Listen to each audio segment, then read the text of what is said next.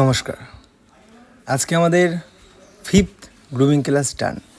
Fashion of ambition season 2 আমাদের final show হচ্ছে 14 তারিখ। হাতে গোনা আর মাত্র 2 থেকে 3 দিন। সবাই মোটামুটি খুব এক্সাইটেড।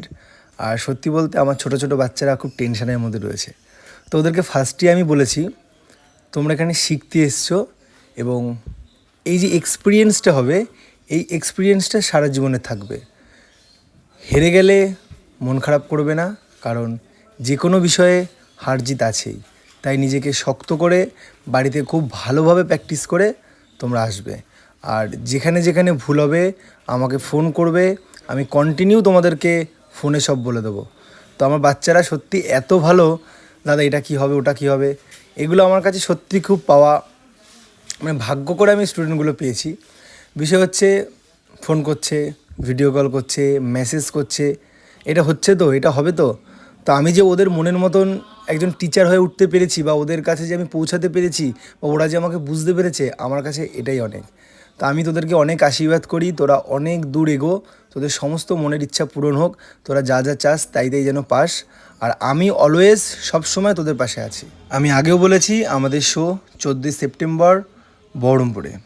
তোমরা যারা যারা শো দেখতে চাও আমার সাথে কন্ট্যাক্ট করো, বা বহরমপুরের আশেপাশে যাদের বাড়ি আছে অবশ্যই জানিও। তোমাদের সকলের নিমন্ত্রণ রইল। আজকে আমাদের 5th গ্রুমিং ক্লাস ছিল, মানে আমাদের শোয়ের 5 নম্বর গ্রুমিং। আর 5 নম্বর গ্রুমিংটা আজকে শেষ এবং ফাইনাল শো 14 তারিখ। অতএব আজকের ক্লাসটা আমরা সবাই খুব এনজয় করেছিলাম। তার সাথে সাথে একটা ওই মেঘলা ভাব হয় না, মানে ওই ধরনের টাইপের, মানে সবার মনটা একটু ভারী, মুখটা একটু, মোট কথা বলতে গেলে আজকে সবারই একটু মন খারাপ ছিল, কারণ আজকের পর কার সাথে আর দেখা হবে না হবে এরকম একটা বিষয় ভাবনা চিন্তা সবাই করছে। আজকে মোটামুটি আমরা সবাই রিলস বানিয়েছি, ছবি তুলেছি, মজা করেছি, কিন্তু লাস্টের দিকে যখন আমরা ক্লাস শেষ করে বেরিয়ে আসছি তখন সবাই দাদা খুব মিস করব, বা আবার কবে দেখা হবে, এরকম একটা কথাবার্তা উঠছিলই। তো আমি সবাইকে বললাম 14 তারিখ শোটা আগে তোমরা মন দিয়ে করো, তারপরে তোমাদের সঙ্গে আমি আবার দেখা করে নেবো। আর সবথেকে বড় কথা হচ্ছে পৃথিবীটা গোল, সবার সাথে সবার দেখা হবেই যদি সম্পর্ক ভালো থাকে। আর দ্বিতীয় কথা হচ্ছে, তোরা আমার স্টুডেন্ট, অলওয়েজ আমার আশীর্বাদ ভালোবাসা তোদের মাথার উপরে রয়েছে। আর যখন যে কোনো সময় যে কোনো সমস্যায় পড়লে আমাকে শুধু একটা ফোন করবি, আমি অলওয়েজ তোদের সাথে থাকবো।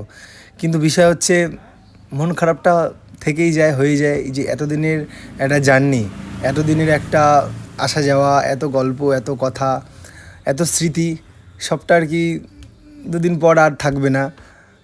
এই বিষয়গুলো ভাবনা চিন্তা করে আমাদের সবার মধ্যে একটুখানি মন খারাপ ছিল। সবশেষে আমি ধন্যবাদ জানাবো ফ্যাশন অফ অ্যাম্বিশনের সকল সদস্যকে। স্পেশালভাবে আমি ধন্যবাদ জানাবো মৃন্ময়দা এবং কালিদাকে।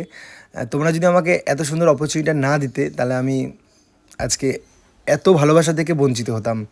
সত্যি বলতে আমার স্টুডেন্টগুলোকে আমি সত্যি খুব ভাগ্য করে পেয়েছি। ওরা এত ভালো, মানে ওদের মধ্যে শেখার আগ্রহটা প্রচুর।